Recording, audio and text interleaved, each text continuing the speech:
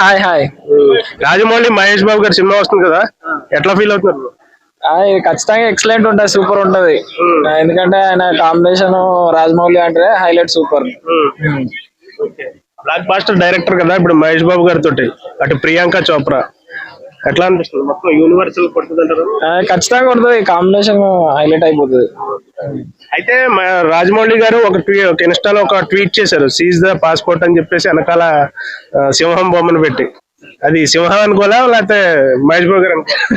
100% మహేష్ బాబు. ఇంకా అతన్ని lock చేసేసిండు 4 years. ఆయనకి ఇంపార్టెంట్ ట్రిప్స్ ఉంటాయి కదా, ఎట్లయినా ఈయన దగ్గర అపాయింట్మెంట్ తీసుకున్నాడంటే అయిపోయినట్టు ఆయన పని. అయ్యేదాకా ఇంకా ఫారెన్ ట్రిప్ ఇంకేం లేవు, ఇంకా అంతే. మహేష్ బాబు గారు ఫ్యామిలీ ట్రిప్ ఫారెన్ తో అంటే చాలా ఇంపార్టెంట్ పాపం. మరి 4 సంవత్సరాలు అంటే అంటారు ఇంకా రాకుతాడు ఎట్లయినా. ఆయనకు అలవాటైన ముచ్చుటేనా అంతే. మంచి అవుట్పుట్ ఇస్తాడు అలా?